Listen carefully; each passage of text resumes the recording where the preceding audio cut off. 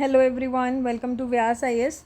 So this is your next Pro Leap series, that is day 24 of Mission UPSC 2027. इसमें हम लोग जो chapter number 10 पढ़ रहे थे अभी उसी का ही कंटिन्यूएशन है, जिसमें हम भोपाल गैस ट्रेजेडी पढ़ रहे हैं. एक बहुत ही वर्स्ट आप कह सकते हैं ट्रेजेडी हुई थी. ये भोपाल के अंदर हुई थी, नाम से समझ आ गया होगा भोपाल गैस ट्रेजेडी है. ठीक है, हुई कब थी? 2 दिसंबर 1984 को ये हुई थी. अब हुआ क्या था इसमें, समझें अगर हम इसको, आप लोगों ने थोड़ा पढ़ा होगा तो आई होप समझ भी आया होगा. इसमें हुआ यूँ था कि एक यूसी यूनियन कार्बाइड एक अमेरिकन कंपनी थी. जिन लोगों की उनका क्या था, उन्होंने फैक्ट्री खोल रखी थी भोपाल के अंदर, इंडिया में. ठीक है, भोपाल के अंदर इन्होंने फैक्ट्री खोल रखी थी जिसमें कुछ पेस्टिसाइड्स बनाए जाते थे, कुछ पेस्टिसाइड्स ये लोग प्रोड्यूस करते थे. ठीक है, अब हुआ यूँ कि एक तो ये बहुत ही पॉइजनस गैस रिलीज़ करता था जिसको बोलते थे मिथेल आइसोनाइट MIC, जो कि एकदम से क्या हुआ, लीक होनी शुरू हुई. और ऐसे कोई डिवाइसेस नहीं थे जो उसको लीक को प्रिडिक्ट करे. ह्यूमन ही समझ आ रहा था, लोगों को ही सेंस करके समझना पड़ता था कि अच्छा लीक हुई है कुछ गैस, कुछ स्मेल आ रही है. इस तरीके की इन्होंने सिचुएशन कर रखी थी. ठीक है, एक अमेरिकन कंपनी थी, अभी मैंने वापस बताया अमेरिकन कंपनी यूसी, जिन्होंने एक फैक्ट्री खोल रखी थी सिटी में यानी कि भोपाल में, जो पेस्टिसाइड्स वगैरह बनाती थी. और एक गैस लीक होनी शुरू हुई जो कि बहुत ही पॉइजनस थी, MIC. अब ऐसा नहीं है ये डिज़ास्टर ऐसी एकदम से हो गया एक्सीडेंटली, बहुत बार हुआ भी था पहले भी, बट कोई ध्यान नहीं दे रहा था. कोई भी सेफ्टी मेजर्स यूसी नहीं कर रहे थे.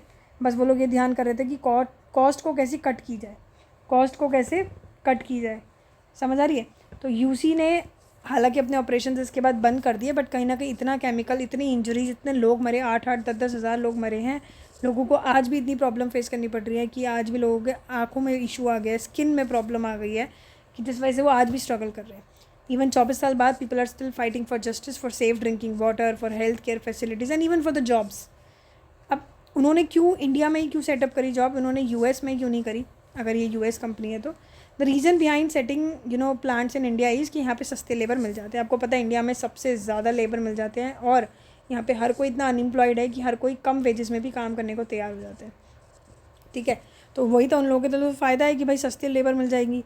तो लोअर पे के लिए कंपनीज क्या करते थे, उनसे लंबे समय तक काम कराते थे, और जो एडिशनल एक्सपेंसेस होते हैं जैसे घर का हाउसिंग फैसिलिटीज़ देना, ये सब चीज़ें भी कम देते थे. तो कहीं ना कहीं उनकी कंपनीज़ के पैसे बहुत बचते थे और बहुत ज़्यादा प्रॉफिट मार्जिन होता था. तो इसके लिए ये चीज़ें इंडिया में की जाती थी. अब वर्किंग कंडीशंस तुम इतनी ख़राब दोगे, लोअर सेफ्टी मेजर्स है, तो कहीं ना कहीं वो ये क्यों करते थे, क्योंकि उनको कॉस्ट बचानी थी.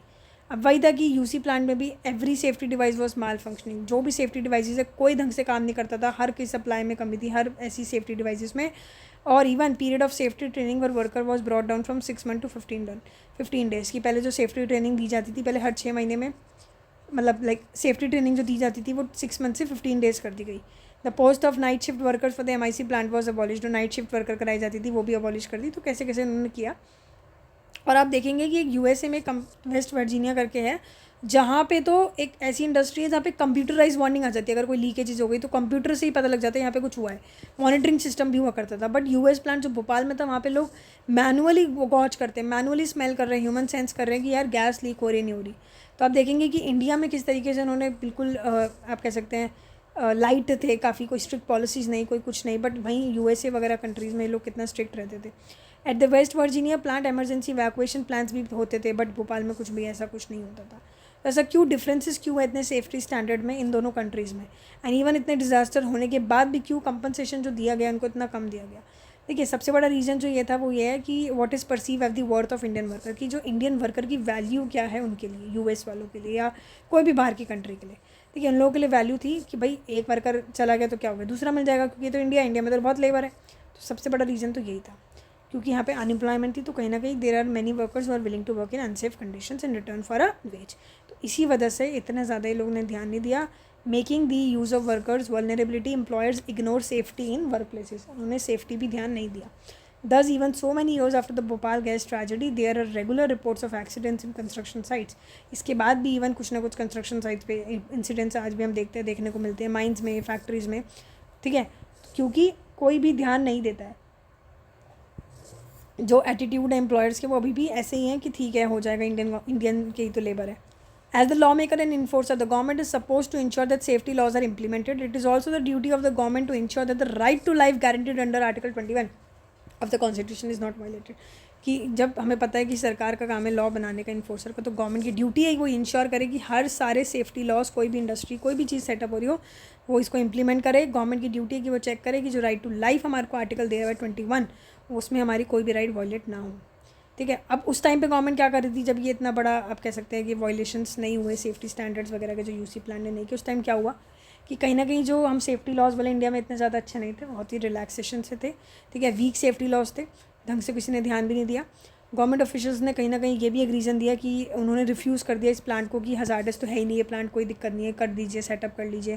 गवर्नमेंट ने रिफ्यूज़ कर दिया उसको हज़ार्डस कहने से भी, and even allowed to commit in a populated locality. और भोपाल जैसी पॉपुलेटेड एरिया में भी उन्होंने अलाउ कर दिया कि हाँ आप ये सेटअप कर लो। When some municipal officers in Bhopal objected, कई बार कुछ म्यूनसिपल ऑफिसर्स ने ऑब्जेक्ट करने की कोशिश भी की कहीं ना कहीं कि ये MIC प्रोडक्शन सही नहीं रहेगा। ठीक है, 1978 में कहीं ना कहीं सेफ्टी वायलेशन है। फिर भी position of the government was that state needs continued investment, की स्टेट को, भोपाल को या स्टेट को एक इन्वेस्टमेंट की ज़रूरत है, तो ज़रूरी है करना, कोई बात नहीं आप कर लीजिए। ठीक है, क्योंकि ये जॉब प्रोवाइड करेगा। तो कहीं ना कहीं ये चीज़ का नज़रअंदाज किया गया। It was unthinkable according to them, उनको ऐसा लग रहा था ऐसा कुछ है ही नहीं। अब as to ask UC to shift cleaner और सेफर प्रोसीजर, मतलब यूसी जो है यूनियन कार्बाइड, उनसे पूछा, बोला भी नहीं जा रहा था सरकार से कि आप कोई अच्छी टेक्नोलॉजी या कुछ यूज़ करो। उनको ऐसा लगा, सोचा ही नहीं ऐसा कि यार ये हज़ार्डस भी हो सकता है, इतने ज़्यादा MCD वगैरह के ऑब्जेक्शंस के बाद भी। Government inspectors continue to approve the procedures in the plant even when repeated incident of leak from the plant made. Even बहुत सारे ऐसे इंसिडेंट हुए थे इससे पहले भी छोटे छोटे, उसके बाद भी गवर्नमेंट इंस्पेक्टर्स को अप्रूव करे, कोई बात नहीं कोई बात नहीं। ठीक है, और to everybody things were seriously wrong. ठीक है, so it is contrary to what the rule of law. हमें पता है रूल ऑफ लॉ मेकिंग यही कहते हैं कि यार सबके लिए कानून बराबर होना चाहिए, कुछ गलत है तो उनको बोलना चाहिए। फिर भी ऐसा उल्टा हो रहा था और इन्फोर्समेंट एजेंसी भी उल्टा कर रही थी। Instead of protecting the interest of the people, their safety was being disregarded both by the government and by the private companies, कि लोगों की सेफ्टी सरकार भी ध्यान नहीं दे रही थी और प्राइवेट कंपनीज जो आई वो भी ध्यान नहीं दे रही थी।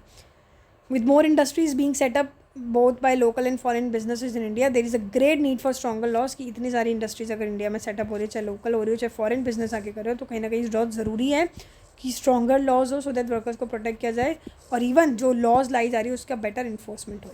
समझ आ गई बात। तो ये बहुत ही ट्रेजिक इंसिडेंट था। आप इसको यूज़ भी कर सकते हैं आंसर में, एक लाइन में बता सकते हैं कि कैसे इन्वायरमेंट को हार्म हुआ या किस तरीके से चीज़ें हुई, जो क्वेश्चन में आपको इसको रिलेट कर सके।